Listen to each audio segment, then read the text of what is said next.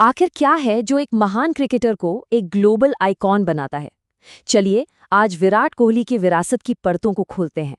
हम उन खास पिलर्स को समझेंगे जिन्होंने उन्हें सिर्फ मैदान का चैंपियन नहीं बल्कि दुनिया भर में एक फेनोमेनन बना दिया। देखिए, ये कहानी सिर्फ रन बनाने या मैच जीतने की नहीं है। नहीं, ये कहानी है प्रेशर में महारत हासिल करने की, फिटनेस के मायने बदलने की और एक टीम को एक निडर टीम बनाने की। यही तो वो पिलर्स हैं जो विराट कोहली को विराट कोहली बनाते हैं।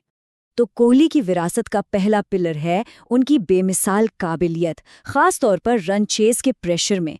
जब टारगेट चेस करने की बात आती है ना, तो वो एक अलग ही लीग में खेलते हैं। बिल्कुल, जरा इस नंबर को देखिए, 89.59। ये है उनका बैटिंग एवरेज सफल वनडे रन चेज में। यकीन होता है, ये सिर्फ एक आंकड़ा नहीं है, ये इस बात का सबूत है कि प्रेशर जितना ज्यादा बढ़ता है, कोहली का खेल उतना ही निखर कर आता है। उन्हें चेज मास्टर यूं ही नहीं कहा जाता। ये सिर्फ एक निकनेम नहीं है, बल्कि ये उनके एक खास हुनर को दिखाता है, प्रेशर में पारी को संभालना और मैच को फिनिश करना। और यही वो काबिलियत है जो उन्हें क्रिकेट के इतिहास में सबसे अलग खड़ा करती है। और उनकी कुछ पारियां तो इतिहास में दर्ज हो चुकी हैं। जरा याद कीजिए, 2013 में ऑस्ट्रेलिया के खिलाफ सिर्फ 52 गेंदों में सेंचुरी, या फिर 2012 एशिया कप में पाकिस्तान के खिलाफ वो 183 रनों की पारी, और भला 2022 टी20 वर्ल्ड कप की वो 82 नॉटआउट की पारी कौन भूल सकता है। ये वो मोमेंट्स हैं जब उन्होंने अकेले ही हारे हुए मैच का पासा पलट दिया। लेकिन कोहली की महानता सिर्फ इस बात में नहीं है कि वो क्या करते हैं, बल्कि इस बात में है कि वो उसे कैसे करते हैं। और यही हम आते हैं उनके दूसरे पिलर पर, वो फिटनेस रेवोल्यूशन जो वो इंडियन क्रिकेट में लेकर आए।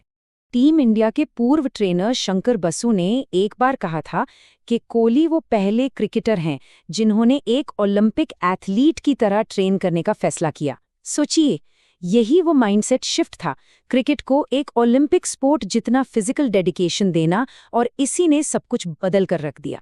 एक खिलाड़ी का डेडिकेशन किस लेवल का हो सकता है, पूर्व क्रिकेटर संदीप पाटिल का यह किस्सा सुनिए। साल 2016 की बात है। एक मैच वाले दिन कोहली सुबह 5 बजे अंधेरे में योगा करते हैं, फिर मैच से पहले 45 मिनट का जिम सेशन, उसके बाद मैदान पर जाकर वेस्टइंडीज के खिलाफ डबल सेंचुरी मारते हैं, और शाम को होटल लौटकर दोबारा जिम चले जाते हैं।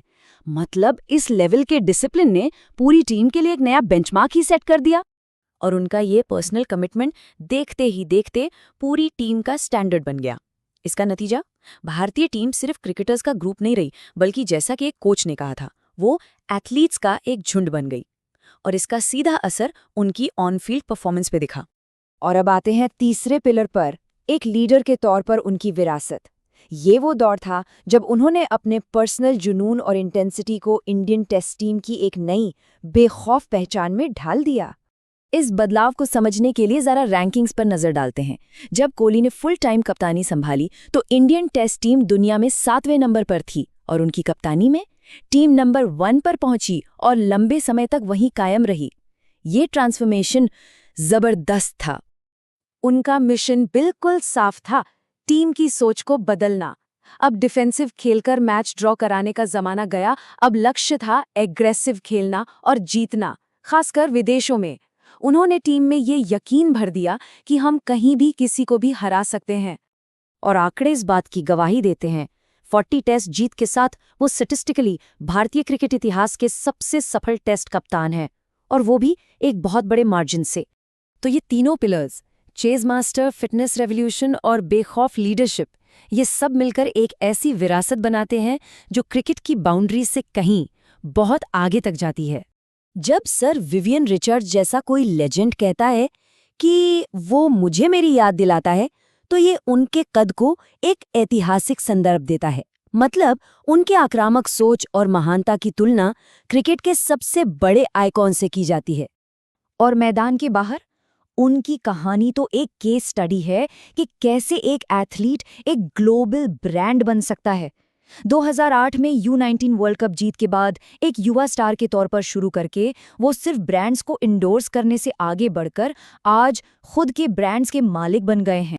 आज वो 30 से ज्यादा ब्रांड्स को इंडोर्स करते हैं, लेकिन उनकी ब्रांड पावर सिर्फ परफॉर्मेंस से नहीं बल्कि उनकी असलियत से आती है। वो आज के महत्वाकांक्षी नए भारत का चेहरा हैं। एक ऐसी पर्सनालिटी जिससे करोड़ों लोग खुद को जोड़ पाते हैं और इंस्पिरेशन लेते हैं। तो आखिर में ये एक सवाल ज़रूर उठता है जो उनके पूरे करियर और उसके असर को समेट लेता है। उनकी असली विरासत क्या है? वो रिकॉर्ड्स जो उन्होंने तोड़े, या फिर वो स्टैंडर्ड्स जो उन्होंने सेट किए?